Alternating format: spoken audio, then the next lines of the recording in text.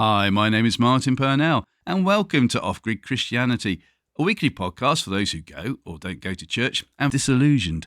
This podcast series is to encourage via conversation and not necessarily change your mind prior to listening. You can contact us as well by email, ogc@accessradio.biz, biz is spelled B-I-Z. Check out our Facebook page, Off-Grid Christianity, and we have our own website now, offgridchristianity.co.uk. So please enjoy today's guest, who heard of someone who had become a Christian after receiving a 40-day prayer guide. Our guest thought, why don't we write a prayer guide for people who are not religious and don't go to church? Try Praying was born. How do you write a booklet? What research was involved? Who chose the black and white and cyan colour scheme? How often is he mistaken for the lead guitarist from Slade? It gives me great pleasure to welcome the other Dave Hill. Hello, Dave. How you do, sir? Hello. Yes, there are, in fact, a lot of David Hills around. We're very common. And you haven't got a Dudley accent, so you're not that Dave Hill, are you, from Slade? No, I'm not. How many times have you been misunderstood and thought, that's who's coming to church? No, not that particular one, actually. But there's some people do say, yeah, have I met you before? And so on. But yeah, no. I was getting quite excited when I was preparing the interview for you because the previous person I interviewed, his name was Dave Gregory. Well, still is Dave Gregory.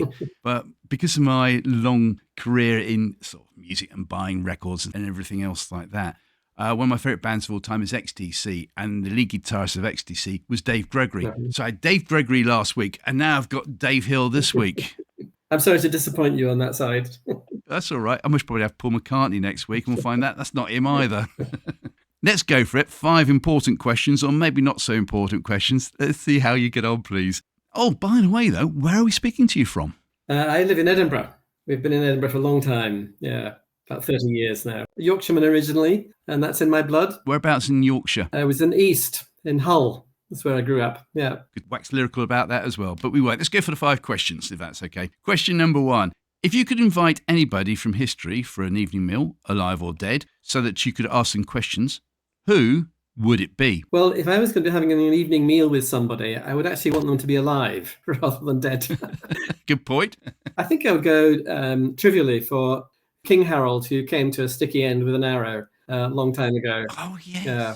Why? Because I think I'd want to ask him how he did it. Don't you think it was a bit unfair that he had to march his men 250 miles north to York and to fight off the Norwegians, and then a few weeks later he had to march them all down to the south to fight off the Normans? Don't you think it was a bit unfair that you're being attacked by 2 armies at one time and you had to go that way? And how did you do it? That is a long way. Yeah. It's okay if you can catch a train. Soldiers marching and horses and so on. And that would be it, yeah. What else do we know about Harold apart from the fact he got an arrow in his eye? His opponents were actually his relatives. It's terrible. But William the Conqueror was related to him. I think he was second cousin once removed or something like that. Yeah. The Harold, or the Toskid, whatever it was, who was the Norwegian, he was related to him as well. So I just think family feuds need to be sorted out in a much better environment than marching armies against each other. Reminds me of the First World War. Yeah. Certain connections there. Yeah. So what's your love of history then? I'm not a scholar at all, but I do like kind of the way people lived in the past and how they managed that. And I am interested in the flow, the ebb and flow of nations and how those things happen. So, yeah. Interesting. Well, that's a very good choice. I don't know what language he would speak to you. Any ideas? Yeah, not a clue. I'm not really up on my Anglo-Saxon languages. So, but if we can bring him back to life, I think we might be able to convert him into speaking English, proper English. So you should be all right. I would think so. And you'll be pleased to know no one's ever chosen that answer before. All right. And he's on the Bio Tapestry as well. So he is. Question 2. Who is your favourite biblical character or favourite biblical story or favourite parable, please, David? I'm going to go for the donkey. Which one? That is the donkey that Jesus rode into Jerusalem. Trotty menu. So I just think it's a fascinating moment. And this is really silly, but I just think that donkey would have had an awful lot of donkey days when it's carrying people's loads and people were riding on it and carrying stuff around and being in the heat and so on. But I would think in the years that donkey had of its donkey days, that particular day was the best one in its life. And it's not because of him being a donkey, but it's because of who rode on it. Yeah. So I just love that idea. It's a kind of superficial idea, but that's when all the fun started. Was when Jesus got on the donkey and rode. That's when the crowds assembled. That's when there was all the hoopla and the cheering and the excitement and the significance of the king going into the Jerusalem and so on. That's when it all happened. So it was who rode on the donkey. But I just love the idea of that donkey having the best donkey day ever. Well, that is brilliant. That's a great answer.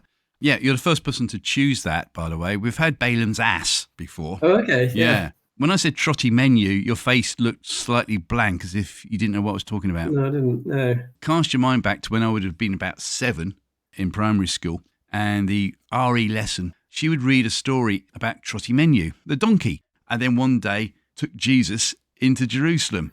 And I have remembered that ever since, so much so that I then was able to track down the book when our son was born to think, I'm going to read these stories to him as well. And I read it to him and he was bored stiff. Trotty Menu is a book all about the life and times of the donkey. How interesting. I mentioned that a week ago to somebody, and he liked it. It's very encouraging and so on. But he said, that the donkey had another day. He was feeling rather depressed a few weeks later. And he decided that he really enjoyed that moment when all the crowds were cheering and so on. So he decided to go back up to the Mount of Olives and do the same journey again. And he was just really, really disappointed because there wasn't the excitement. It was really dull and it was just an ordinary road and so on. And the reason was because all the excitement was it wasn't about the donkey. There you go. I wonder if that's in the book. Yeah, I didn't read the rest of the book once my son said, oh, don't know. Yeah. Maybe that's where he got it from. But yes, it's a very good point. I think it was written by a lady called Nan Goodall. I think it's called Donkey's Glory. Okay. Thank you very much indeed, good sir. Question 3. This will be interesting then. If you were Prime Minister for the day and could change any law or impose a new law, what would it be? Well, I'm going to go into my grumpy old man mode here. Oh, we like grumpy old men. That's me. I want to ban segregated cycle lanes from the roads. Brilliant. Tell me more. We have so many of them in Edinburgh. We've got lots and lots of potholes and lots of segregated cycle lanes. Of course, as a driver, I get irritated by them. Yeah. But I think I'd like to argue that they're dangerous because people can trip over them. They're just these kind of big plastic sleepers, as it were, with signs on, with warning signs on them and so on. And I think people can trip over them. Yes. I think they're probably even a danger to cyclists as well. Yes. As a grumpy old man, and I would say that. I would compromise, nevertheless, and say let them be painted cycle lanes so that it's very visible. But it's the segregated ones with the blocks in the road that I would like to get rid of. And they should spend the money on fixing the potholes instead of making things difficult for drivers. That reminds me of another podcast guest about 6-7 months ago now. She actually wanted to have segregated pedestrian lanes in pavements so that those who want to go faster could go faster. So maybe you two could team up. Give me her name and address. I'll go with it. Well, her name's Jenny. If you go through the podcast and the previous one, you'll find her. Question 4. Outside of family events, what has been your most enjoyable day out to date, please, sir? Well, I'm thinking of a time last year, actually. I'm a great rugby fan. I love it. I love it when the Six Nations are on. And living in Scotland, and for a long, long time, I support Scotland. But I am English, so I support England as well. So any team that is playing either of those, I'll be supporting Scotland or England. What do you do in the Calcutta Cup then? Well, I was just going to say that's when I discover my schizophrenia, because I just don't know which way to jump. For those that don't know, Calcutta Cup is when England plays Scotland in rugby, and for some reason Scotland always play really well. My daughter loves rugby as well, and we just had a lovely time last year during the Six Nations at Murrayfield here in Edinburgh, and we watched a match together. And Scotland won, but it was it's just the whole event itself, the music, the crowds, the cheering, and so on. It was just a lovely time and a great father-daughter time as well. Yeah, I've had the privilege of watching England many times, home and away, and so I've been to quite a few England-Scotland matches. Oh yeah, I can tell you, I'm not schizophrenic during those games at all. I'm discerning that from your accent. Yeah. The last time I went, my son was 8 or 9 at the time, and I always promised him I'd take him to Wembley to watch England games. So he came over from Northern Ireland, and it was like, do you know what? Let's go to Trafalgar Square because I know that's where all the Scots are going to go to. And so we did. He was wearing his England shirt. I was wearing my England shirt, father and son. And I kid you not, there must have been about 10,000 Scots in Trafalgar Square, and there were two English people. And we were treated right royally. You got all the jibes and everything else. But it was all done in the best possible taste. It was very, very good. Yeah, very good. And I saved a Scotsman from falling into the railway line afterwards. But there you go. Good answer. Thank you. Question 5. What has been your most embarrassing moment to date then, please, sir?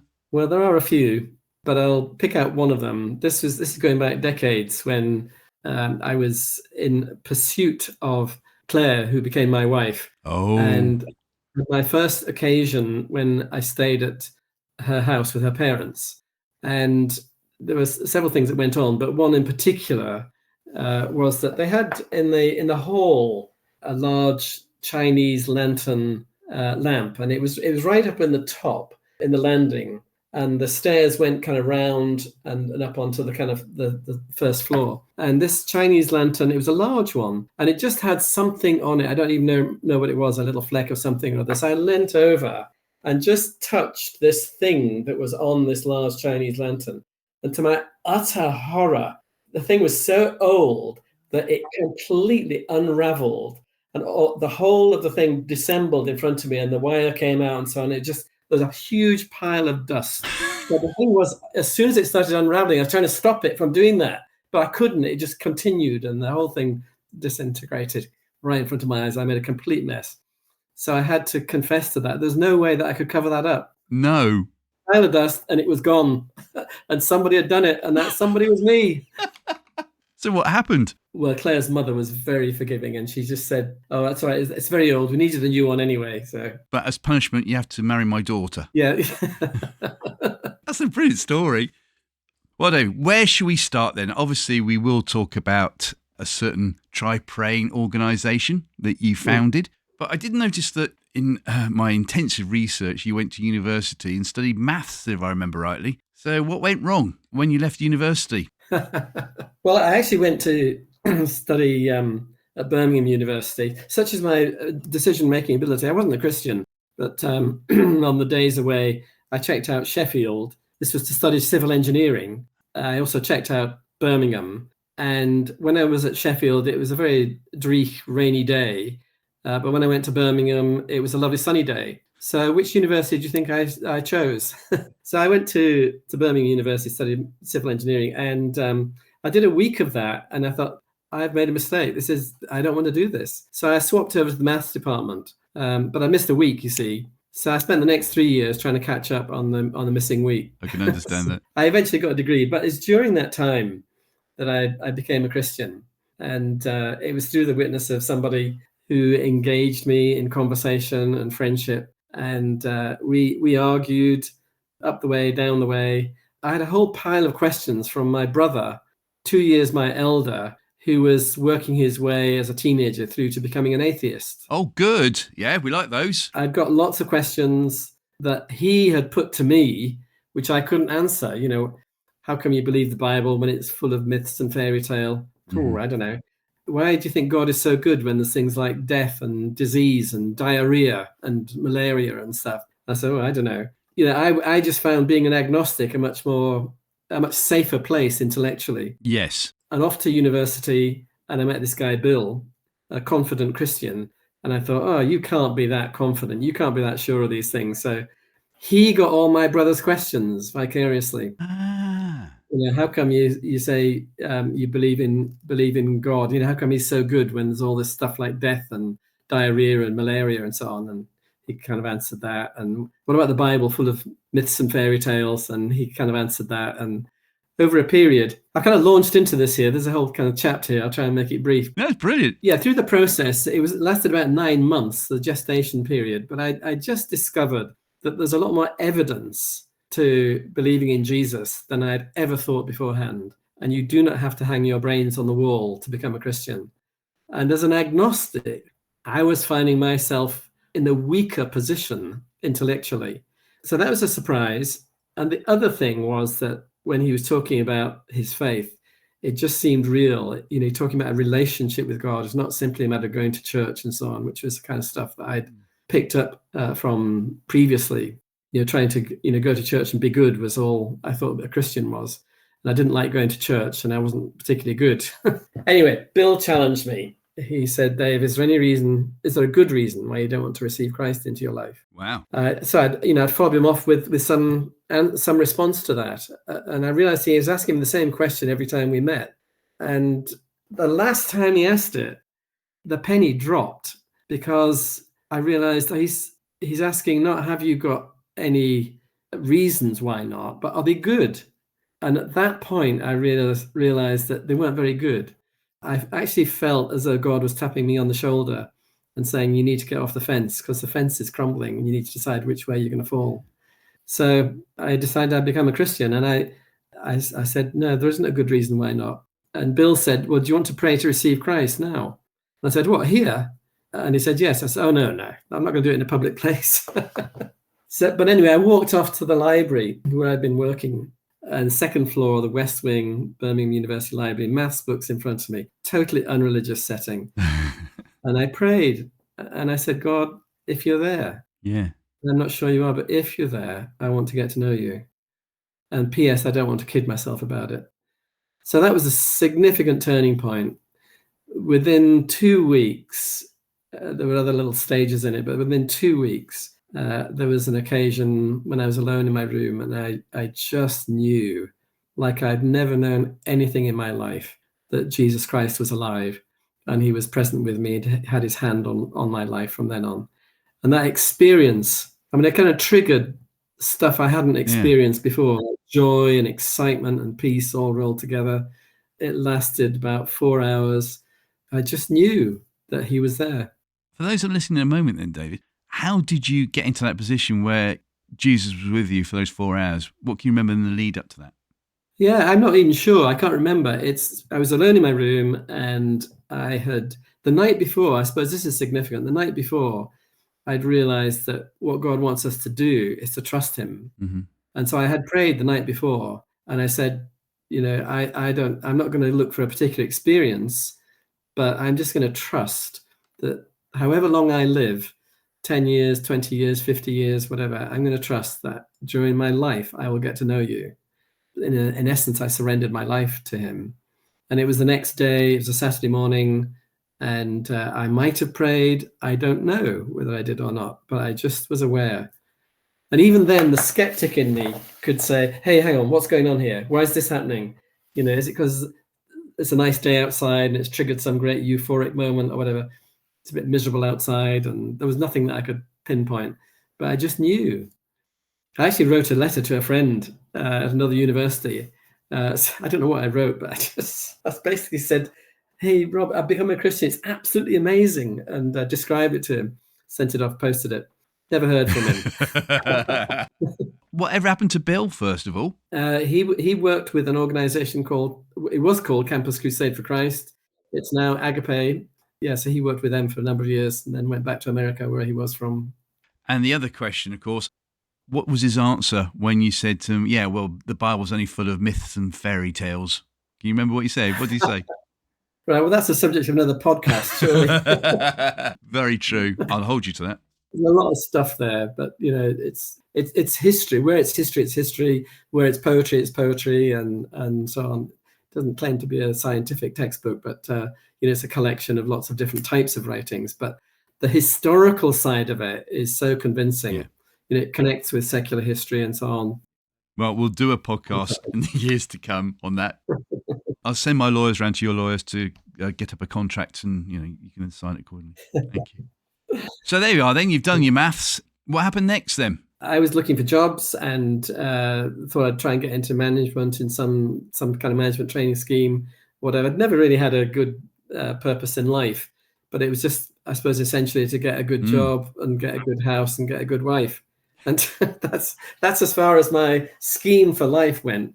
But during in fact, this is the last few weeks of being at university, and in fact, the very last week that God called me very clearly into Christian work, which was not part of the plan as far as I had a plan. No. It was very clear, and I ended up joining Campus Crusade for Christ myself, and was going to do that for a couple of years. And then get on with the rest of life. But I ended up being 23 years working with Campus Crusade for Christ, or Agape. Wow. It's a bit like a cult, actually. It was hard to get out of. No, that's a joke. Yeah. Irony. I could just see it on the news tomorrow. Splash across the tabloids. Campus Crusade. It was a says former member. No, they were really good years, and so just involved in student work and subsequently connecting with churches and trying to encourage churches in evangelism and so on. As you know, I might have a sort of a sad sense of humour. There was one particular Christian band I used to get on really well with, and they used to count up every time they went on tour how many families he stayed with is one part, but how many of those families throughout the UK tour would serve them lasagna when they got in. It was always the number one go-to meal. Oh, great, lasagna. Haven't had that since last night. So with that in mind then, with your 23 years of experience in Campus Crusade for Christ, what is the number one question they've asked you as far as the people who either thought they were atheists or agnostics? I think it would be in the realm of apologetics. I mean, I was 9 years working with students. I suppose that's where I cut my teeth in terms of conversation and simple faith sharing. And, I can't remember the number of times we'd be going up the way and down the way with a student about the reliability of the New Testament and the evidence for the resurrection and that area. So it's just, the thing that gets my goat is people saying that when they discover I'm a Christian, I'm very happy for you. That must give you a lot of peace, as it were, or whatever, which is true, but it's not something which just works for me, as it were. It's not something that makes me happy, but it's objectively, externally, verifiably true. And therefore, it's something which is for everybody, not just for those who believe or those who are congenitally religious, as it were. Yeah. So you're married to Claire, you've got 4 children, and we will come to try praying in a minute as to what the rest of the podcast will be about. But off air, you and I were having a great chinwag, and we were talking about my wife and all her ailments. And then you just started to share about one of your 4, Nathan. And I was hoping if you wouldn't mind just to share for those that are in a similar situation at the moment where they're thinking, God, where are you in all this? What's going on? Or maybe those that are listening who aren't even Christians saying, well, God can't do this. Just share, please, if you wouldn't mind, about Nathan. What happened, please? Well, it is a long story. Nathan is 43 years old now. Wow. The first 9 years of his life, entirely healthy, normal child, normal intelligence, and healthy and vigorous and so on. But anyway, when he was 9, he started having seizures. And that completely freaked me out the first time that I saw him having a seizure. And I realized there's something very, very seriously wrong for Nathan. He was taken to the Edinburgh Sick Kids Hospital. Investigations, scans, and so on. They thought they were seeing something on his brain, thought it was a brain tumor, thought they would operate. And the seizure count was increasing each day. And so we were praying our socks off for him, as were many other people in Edinburgh at the time. And we were living right at the edge, as it were, of seeing this horrible situation with our dear son develop. In the event, I'll spare you some of the details because it's too long a story. Yeah. But what they thought was a tumor in the brain, it disappeared, but he was still left with a seizure activity. And when I say seizure activity, that was not just the occasional seizure, one seizure a week or 2 or 3 a month. He would have, for periods, over 100 seizures a day. He would just be going from one seizure to another, and all the medication just wouldn't stop it. He was on a whole cocktail of anticonvulsant drugs. So month followed month, year followed year. There were ebbs and flows in the whole seizure activity. But in the worst years, we actually counted them. We keep a log of the seizures that he has, the daytime ones. The worst year, he had over 31,000 daytime seizures. So you can imagine what that's like in the family. Yes. So I'm sharing this. I really don't want. I'm not after sympathy in sharing this. No. We've moved well beyond, but it was just a horrific time for us as a family. And wonderfully, things have improved. He does still have seizures. I say he's 43 now. He does still have seizures, probably about 1 a day on average, which is still a lot as seizures go. but it's a lot better than 100 a day. He's damaged. His brain is damaged. It affected his lexicon, so he finds it hard to put a sentence together. But his language has improved, and he was invalided, but he has improved, and he's mobile. So the situation has improved over the years, but there've been an awful lot of really dark times when we could have lost Nathan many times. There's a danger in any particular seizure, single seizure. You could fall and break a bone or have a cut or whatever. But with the frequency of seizures, there were some really, really dark times. And amazingly, I suppose we could have given up. Yes. We could have thrown in the towel. Could have thrown in the towel on our faith. God, why aren't you answering our prayers, and so on. But somehow or other, in the darkest times, that's when, if I've heard God speak, that has been when God has spoken. And amazingly, when I've been at the point of being willing to accept that maybe we will lose our son, they have been the times when God has given hope and given a brighter picture for Nathan's future. I'll tell you one incident. Please. Every night when our kids were small, I would just, last thing at night, I would just go and pray over them when in their cots or in their beds and so on. I'm not a very good prayer, contrary to reputation. But I would do that with my kids, and all four of them. And even though they'd grown up and they're out of their beds and in another city or another country at times, I would still pray over them last thing at night. So I do this with Nathan. And I remember praying, Lord, for tomorrow, please, could Nathan have no seizures? And he'd have seizures. So the next night I'm praying over him, say, Lord, tomorrow, please, no seizures. And he'd have seizures. And so it's just going on and on and on, every day, Lord, tomorrow, please, no seizures. And one time I remember he was in his bed and I prayed exactly that. I thought, oh, Lord, tomorrow, no seizures. And I thought, oh, stuff it. I know he's going to have seizures. And I prayed that God would do something in me so that I could believe that actually Nathan would not have seizures. So what was fascinating was it wasn't tidy, but I think it was within a few days, Nathan had a day without any seizures, followed by another day, and another day, and another day, and another day, a full week, followed by another week, followed by another week, followed by another week. We were on tenterhooks, thinking maybe God has finally answered our prayers. He went, would you believe, a remarkable 40 days without a single seizure. 40 is quite an important number, isn't it? It is. This started again, but I thought, what's that all about? And what I know it's all about is that I know God answered my prayer, that I know it's possible for Nathan to live without seizures. Yeah. I know that's possible. And I looked up every occurrence of the 40 days in the Bible. It's all over the Bible. Moses is up on the mountain 40 days. Jesus fasted 40 days. The spies went into the land 40 days and so on. And I thought, well, I'm just going to take that one, the spies in the land for 40 days. And they came out with the fruit of the land. I thought, okay, that was a foretaste of where they were going to be. The Israelites, yes. A foretaste that they would be in the land. They experienced it for 40 days, but actually it was a long time before they finally got in as a nation. And so I thought, right, I'm going to go with that one. That this was, for Nathan, this is a foretaste of what his future will be. And I now know that God can so work that Nathan can live without seizures. So, it's a long, long story. There's lots of dark times and lots of bright times. Nathan is an absolute gem of a person. We love him to bits. He's amused us and entertained us in many ways. It's a dark story, but it's full of light as well. Well, just thank you so much for sharing it. And I suppose a punchline would be, if that's okay, 2 punchlines actually. First of all, where does Nathan live now? He's in Edinburgh with us. He's for a long time he's actually with us, and we were doing the care for him 24/7.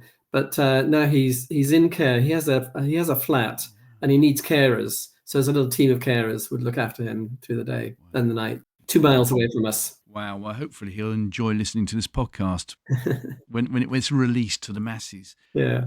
The second thing is that for those that are listening at the moment and they're like holding on by their fingernails to God, for those that are listening to podcasts in that kind of situation at the moment, what would you like to say to them? Good question. I think I would say God is faithful. It's easy to say that and to announce it, but when your experience seems to be flying in the face of that, it's hard to really embrace that. But I do believe that is true. He is faithful. He does love and he does care, and he is engaged intimately with our lives. He's not distant, attending to some activity on the far side of the universe, but he's present in our lives, and he is good. I would also say this. It's a funny thing, a slightly different context, but I've actually got a mug now. Podcast listeners can't see this, but I'm holding a mug which actually says on the side of it, "Actually, I can." Brilliant. I remember another time I staying in my daughter's house when I was really concerned and thinking, I can't cope. There's too much going on. I'm not able to handle this. I need to get out. And I would make a cup of tea in the morning, and I found this mug in my daughter's kitchen, and I made myself a cup of tea, and I kept reading, "Actually, I can." And that really spoke to me. It was kind of prophetic word through a mug, but it just really encouraged me. When we are in situations, when we're at the end of ourselves, when we just kind of, you think, there's no way out of this. I need to get out of it. But actually, I can. God is with you. He gives us strength. He does enable us to cope. He's loving. He is good. He's faithful. Wow. Thank you. Please pass on our love to Nathan, and we look forward to hearing him tell us what he thought of the podcast. Looking at the time, it's about time then we bring it up to date and talk about, I don't know, try praying. There you go. Let's talk about that. And I did say right at the very beginning that you heard someone talking about it, and 40 days, what can I do about that? We now know a bit more about 40 days. And you then thought, well, I know what I'm going to do. I'm going to write my own prayer guide on this for those that might need help. That's one thing to think about it, but how do you actually go about doing it? So what did you do? Well, it was a 40-day prayer guide, funnily enough, that we ended up writing. And I have to say, by the way, that I hate prayer guides. I lose the will to live when I see a prayer guide. But we ended up writing a 40-day prayer guide. And I was at a conference and somebody said to me, "Oh, that 40-day prayer guide, that helped my aunt become a Christian." And I said, "Tell me about it." She said, "Well, her mother was praying for her aunt, and her mother gave her the 40-day prayer guide. That she became a Christian as a consequence." Wow. So I said, "Well, that's absolutely wonderful, but I would never give a 40-day prayer guide to a non-Christian. It's just too heavy." And it was just a little light bulb moment. Why don't we write a prayer guide for people who aren't religious and don't do church? So I ended up writing it and making it 7 days, and we ended up calling it Try Praying. I'm holding it up so you can see it and all the listeners can see it. But it's just it's a simple 7-day prayer guide, and it's for people who are not religious and don't do church. And it's got stories of answered prayer. It's got honest to God prayers that a decent, self-respecting agnostic can pray without perjuring themselves. So, for example, it's the first prayer in it is the one that I prayed at university. God, if you're there, I'm not sure you are. Oh, wow. So, and it just leads a person over seven days, very accessible language, encouraging stories, bits of the Bible. But the message of Jesus is unraveled through the 7 days. And people engage with it. It helps them pray about stuff that's important in their lives, whatever that is, health, job, relationships, whatever their big issue. But through the 7 days, it actually unravels the message of Jesus. And if a person uses it with any seriousness, they run a high risk of becoming a Christian at the end of it. And that's a risk I'm happy to take. Very good. So that's the booklet was written. This was still when I was in Yorkshire, actually, before we moved back to Edinburgh. Spare you the details on my potted life history, but we moved back to Yorkshire for a while. That's where I had the idea for the Try Praying booklet, got it printed. Martin, I use the word bewildered when I talk about Try Praying. I have never known anything like this in my life, that a little seed idea could actually grow and grow and grow. But it's just the simplest of things. They're currently printing another 50,000 copies, which is going to take it up to 950,000 copies. We're nearly at 1 million. Wow. That the booklet has been printed, different editions of it. There's a kids edition and a youth edition. It's in America. It's a Spanish edition. Tonight I've got a meeting with a little group of people in France who are translating it and wanting to get it printed and used there. I'm bewildered, how could this be? So it's just a very exciting story. Yeah. I'll dive into a couple of little details on it, which set the scene very helpfully. Please. we ended up moving back to Edinburgh. There was an earlier edition of this, and 15,000 were printed, and we're just about out of them, so it needed reprinting. But we moved back to Edinburgh, and I went to see a Christian who ran a high-end graphic design studio in Edinburgh. And I put the first edition on the table, and I explained about it. I said, look, this needs redoing. The point of it is it's for people who are not religious and don't do church. Mm-hmm. And she got it. And I'll never forget the moment, because her eyes filled with tears. And she said, this is huge. And on the inside, and this isn't false humility, but on the inside, No. I thought, it's only a booklet. What are you getting so excited about? That was one incident. A few weeks later, I was asked to speak at a little meeting of people who pray for the Scottish Parliament every week that it's sitting. Fantastic group, parliamentary prayer group. And they wanted me to talk about try praying, so I did. I gave them all a copy and sold some stories and so on, and then they prayed. You can use your imagination here, but as I describe it, I say they're not quiet prayers. So they really gave it some welly, and they prayed for Claire and me and for try praying. That's very encouraging and very affirming. But there's a lady there visiting, I think from South Africa, and she held up the try praying booklet and she said, this booklet is for the nation. And I thought, again, on the inside, it's only a booklet. Mm-hmm. What are you getting so excited about? But then she changed what she said and she said, no, actually, this booklet is for the nations, plural. And at that point, I was totally lost, dumbfounded. I had no idea what was going on, but people were seeing in this far, far more than I ever imagined. So what's happened is, I suppose quite early on, I realized I had a nudge from the Lord. I do believe it was God. I don't get many nudges, but this time I knew. And even just before the first edition was printed, I felt God say, you need to work out how this is going to be used. Because what is not needed is another piece of literature about prayer to sit on people's shelves and never be used. Yes. So it was very simple. Back of an envelope, 2 minutes, I wrote out a project for a church. And it's this. 1 week in a congregation, everybody gets a copy of the booklet. And that can include the kids and the youth as well with the other editions. Mm-hmm. And so everybody gets a copy. From the front, they're all encouraged to use it. You've all got a copy this week. Use it yourselves. Get familiar with it. That's week 1. The next week, from the front, 2-minute announcement or 5-minute announcement or whatever. It could even be the sermon, but it's just in its shortest form. It is, okay, we've all been using the booklet this last week. Some of you have been encouraged and others less so. But this week, we're all going to pray for a God-given opportunity to give this to a friend, a neighbor, a colleague, somebody we bump into, whatever. Yes. And here's what you say when you pass it over. Hey, look, why don't you try praying for a week and see what happens in your life? And that's your evangelistic starter in 1 sentence. So the project is use it and lose it. That's a great title. And I think because of that simplicity, the simplicity of the booklet and the logo and so on, but the simplicity of that project for a church has meant that it's just so accessible for so many churches. It's a prayer and evangelism resource project for a church, and it just gets everybody praying and sharing their faith, or at least some of them. No, that is fantastic. I could be totally wrong here, but as you get older in life, you realise that numbers actually are quite important in the Bible. And then you also notice that colours are quite important as well. So in my introduction, I talked about, let's find out. Now, let's just find out then.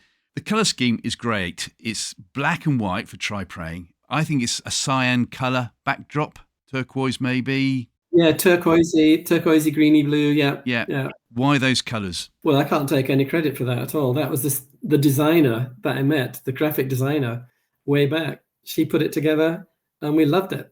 There's no hidden agenda on that then. Oh, that's supposed to refers to Hezekiah 17, verse 6. Or nothing like that then. No.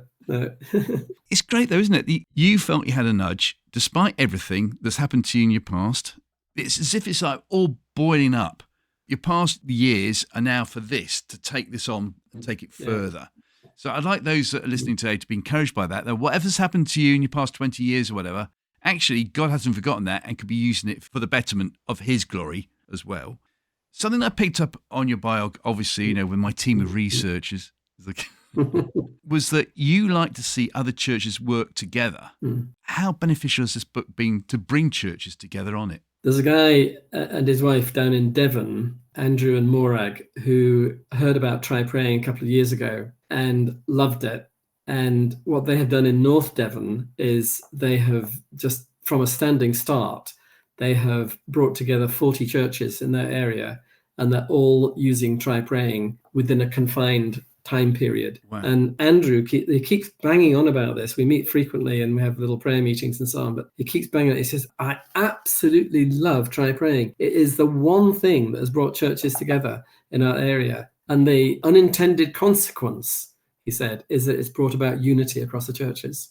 What's happened in North Devon is now spreading to South Devon. There's just so many places. In Scotland, we have, it's a fascinating extra dimension to this, but 14 years ago, we felt that there were a number of churches who were beginning to use this, the use it and lose it thing and so on. But what we felt we should do is to put it into the public space. And we prayed for and asked for a pile of money, I think it was about £20,000, so we could put it on the sides of buses and have a strong advertising campaign in Edinburgh, along with banners outside churches with Try Praying on it. And by the grace of God, we got the money and we had this advertising campaign for a month, which was across the whole of Edinburgh. It was not just, 2 or 3 buses or 5 or 6 buses. We had 60 buses trundling across Edinburgh. Wow. It was visible. It was accessible. It's really hit the public space. Now, the amazing thing is this 1 month advertising that we did then has repeated every year. And we are going into our 14th year in about 5 weeks' time, when we're going to be having 60 buses trundling across Edinburgh. However, in the last 2 years, it's been across the whole of Scotland. So every major city and every town, city, wherever there's a bus depot, it's had Try Praying stuff on it for a month. So people know about Try Praying. It is out there. The statistics, if you believe them. I was going to ask you about this because I'm fascinated. Go for it. Okay. So it's an independent research agency that the advertisers use called Reach.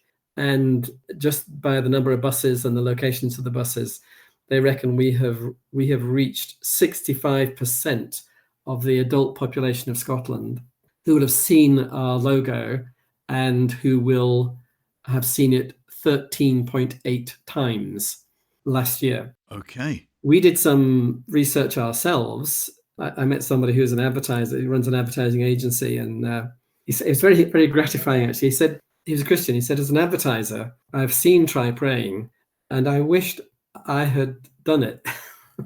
He said, it's excellent what you've done. But he said to me, have you got any metrics? And I said, well, to be honest, I wasn't sure what a metric was. Good answer. I said, no, but we've got some good stories. And he said, well, you need some metrics, you need some evaluation. And we argued a bit, and I lost the argument. And we ended up doing 500 online surveys of people in the Edinburgh City region. This is a few years ago now. Yeah. And the staggering results were, when this guy came back and we had this meeting in the office, in Philip's office, and we had 45 minutes of bar charts and statistics. You'd have loved it. Well, if he was on the flip chart, definitely. The 2 main takeaways were that in this area, we have 54% brand awareness of Try Praying. Over half of the population of Edinburgh know about Try Praying. That's a conversation starter for everybody. It is. Advertisers would give their eye teeth to get 5%, and we have got over 50%. Statistics, and we know that statistics can mean anything. Yeah. But what do you glean from these statistics? Well, that was another one of these questions, was have people prayed as a result? Yeah. On these 500 online surveys. And remarkably, I'm going to struggle to remember the exact figures, but I think it was 12% of secular Edinburgh pray regularly. But within 1 week of our advertising, that had leapt to 31%. Wow. Crunching the numbers, it comes out at about 31,000 people might have prayed. So I'm happy with that. Yeah. So that's the kind of macro picture. And it is, I keep using the word bewildered. I'm amazed. There's a guy who was in Birmingham and he saw Try Praying on a banner there, thought that's cool. He's American. He eventually connected with me. He's from Seattle. And he is now actually working full time with Try Praying in America. He's beavering away in Seattle. The same project is beginning to roll out across Seattle. Forget this. I think it's about 400 churches in America that are using this. Just the logo itself has kind of replicated activity in other places. People see it and things go on. The macro thing aside, what really excites me is the micro, and it's the individual stories that keep this thing alive. I could tell you that we have rafts of stories of what's happened in people's lives as a consequence. And here's a good story that amused me. I kind of like it because I was involved in it. But Claire and I were on holiday a couple of years ago in Lochinver. Now, you'll know where Lochinver is, won't you? Absolutely. It's just north of where you were last week. Very good. It's way up in the far northwest of Scotland. It's a fishing port and it's beautiful there. Anyway, we were on holiday, got a coffee, takeaway coffee, and went to the harbour, just walked along the harbour. And there were two fishermen actually, mending their nets, would you believe? And I thought, oh, that's rather biblical. So I said, oh, come follow me. No, I didn't. Very good, very good. We just got into conversation and they were literally mending their nets. And we had 10 minutes of very easy conversation about fishing. What kind of fish do you fish and how often do you go out and this kind of stuff? What do you think about Brexit? That got them going. I bet that did. Then they switched it and said, and what about you? What do you do? So I said, well, I'm involved in this thing called Try Praying. And we had 10 minutes of very easy conversation, faith sharing. I told them how I'd become a Christian and this, that, and the other. And you won't be surprised, but I passed over a Try Praying booklet. Just well, you had one on board. I always carry one with me. I said, why don't you try praying for a week and see what happens? See, that's the phrase. So that was it. All very comfortable. The conversation goes out into the ether, as it were. Yeah. You never know the effect of it. Well, 3 weeks later, we got an email from somebody from Thurso. Yes, right, literally on the top corner of Scotland. Top right.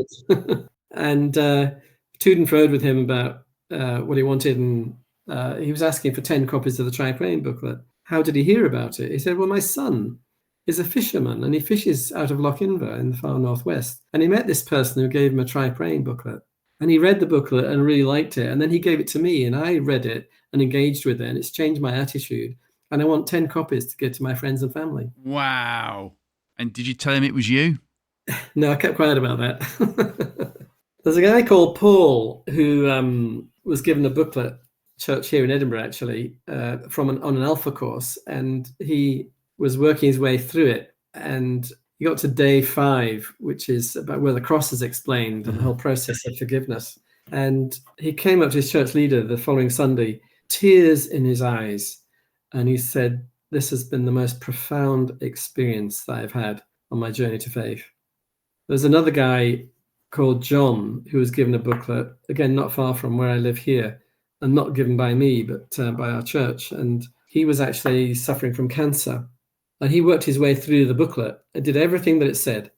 On each day, there's something you can do. It's not just read, but there's something you can do, like pick up a telephone and say, God, I need communication with you, or carry a stone and so on. Well, day 6 is where the whole process of Christ coming to our lives and the Spirit dwelling within us is explained. And the thing that you can do there is you can walk out Revelation 3:20 about Jesus standing at the door and knocking. Yes. He opens the door, I will come in.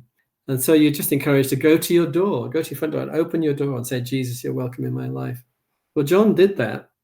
He opened his front door, he opened his living room door, and he sat down on the settee.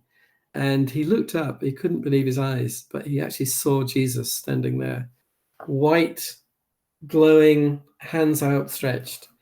And John said, the hair on the back of my head was standing on end, and he asked Christ to heal him and to come into his life. Wow. Completely transformed him. I met John, and I actually recorded very badly his story on my iPhone, but it's absolutely genuine. So it's the stories of changed lives that keep this thing alive. Yes. I love the macro picture. I love kind of statistics of availability of or awareness of the logo and stuff like that. But the heart of this Yes. is people getting hold of this and beginning to trust Christ with their lives. Brilliant. Two things that come to mind, and then we'll wrap up, if that's okay, with who your Christian hero is. For those that listen, think, wow, the idea of buses, that sounds great, but I don't think it's going to work because, and immediately come up with genuine reasons, like we wouldn't get it through the bus companies or whatever.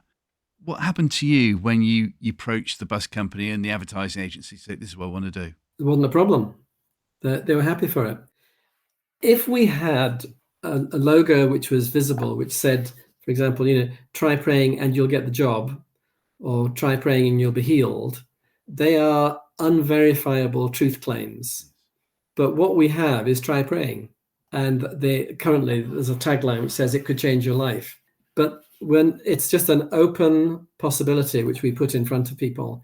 And so the advertising standards are very happy with that. We contacted the agency, and the agency, 14 years we've worked with them. They've been very happy. No objections, no problems. Wow. Downsides? What have you experienced downside-wise that you're thinking, right, if I could do it again, I wouldn't do this? What would it be?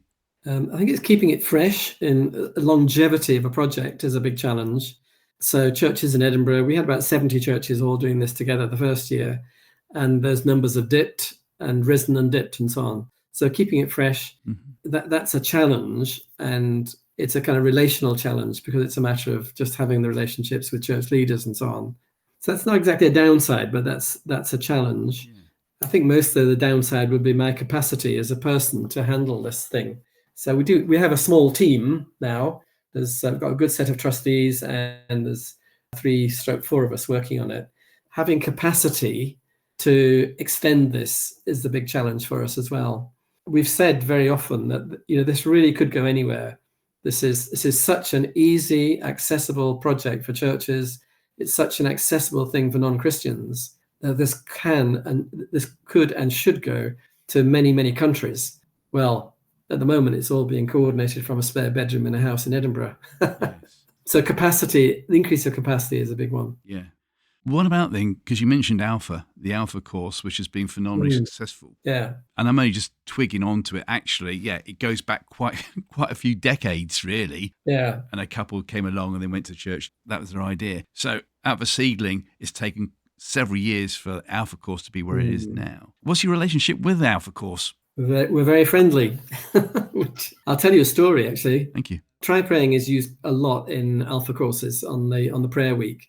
So we get requests for churches to use try praying on the course. So I went to take a church service in a church in Fife, which is just over from where I am. It's just over the Firth of Forth. Mm-hmm. There's a lot of F's there, aren't there? Yeah. The Firth of Forth and Fife. There's a great track called Firth of Fifth as well, but that's another story. Yeah. I went along and people want me to tell the latest story about try praying. So I did. I told this story. And the one that I'd heard a couple of weeks beforehand was of somebody whose journey to faith was a try praying booklet, then an Alpha course, and he became a Christian, and he was baptized in the Firth of Forth. Wow. Underneath the road bridge. Only the brave do that here. So I told that story, and this chap at the back of the church put his hand up and said, that was me. So honest reaction, I hope I've told that story properly, because stories get embellished. Yes. He was swallowed by a whale. Yeah.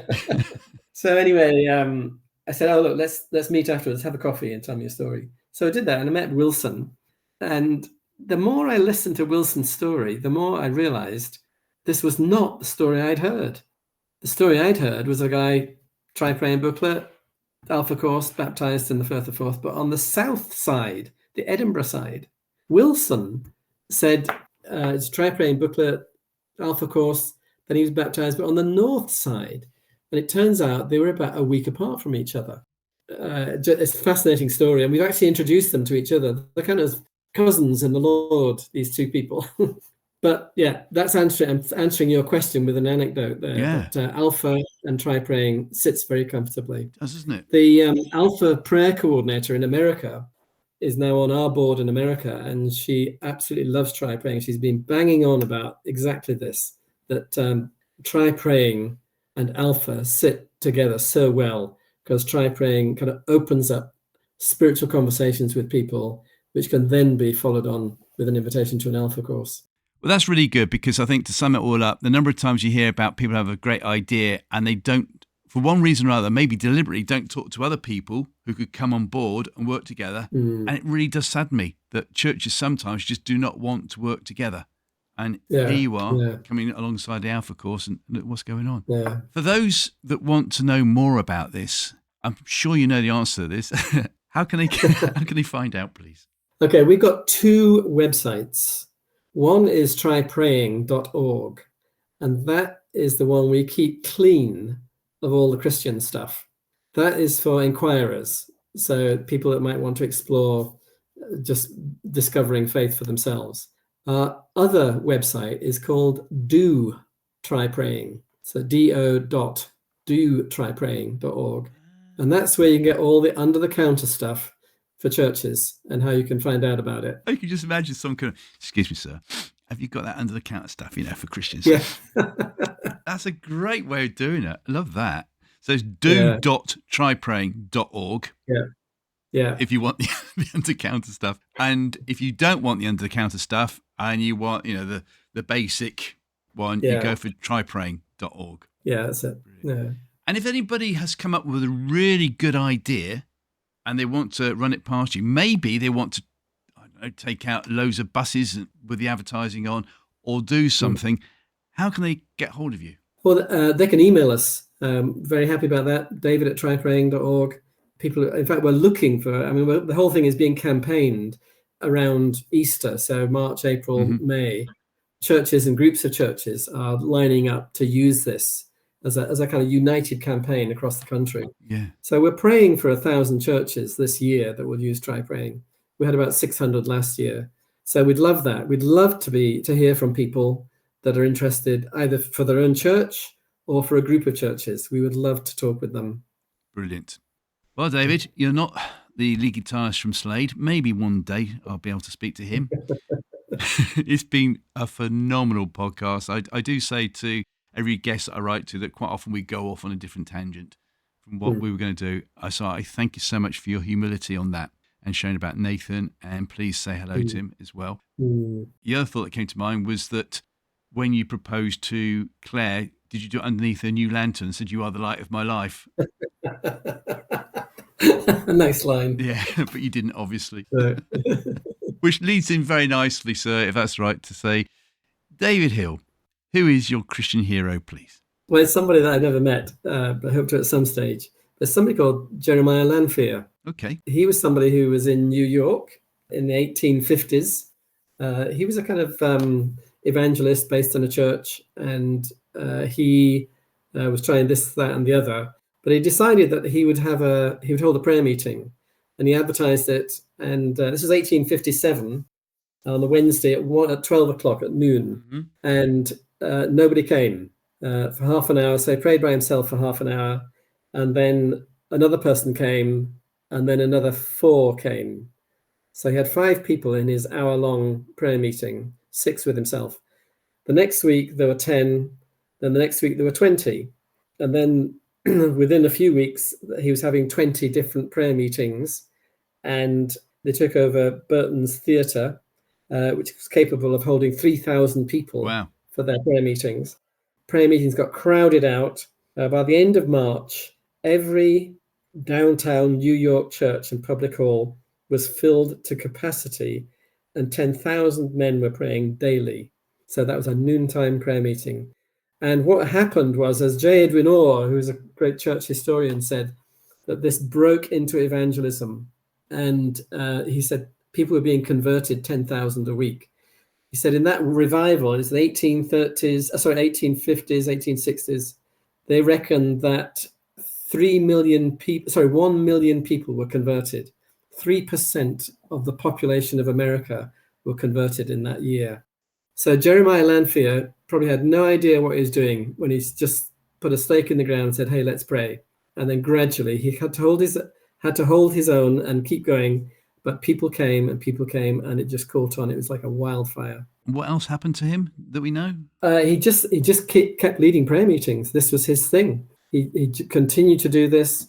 He reckoned he had led, I think about 15,000 prayer meetings by the time he died. You see, he didn't go into other avenues of media, did he? Although it didn't exactly exist in the 1850s. But you know what I mean? He was like, that's what God wanted him to do. And that's what he did. He just kept going for it. Yeah. And he just stuck at it. Yeah. Yeah. Maybe that's something for you to think on, David, that you do not go into a TV mogul empire mode from Try Praying. Thank you so much, Dave, for spending time with us today. It's been phenomenal. And as we close, just give us the email addresses again, please, for those that want to contact you, or the website address, please, whatever's best. Yeah, so, well, the websites are trypraying.org for inquirers and do.trypraying.org for the church stuff, where you get the resources. And you can email directly, david@trypraying.org. Love to hear from you. It's been a phenomenal podcast. David Hill, thank you so much for joining us today. It's been brilliant. Thank you.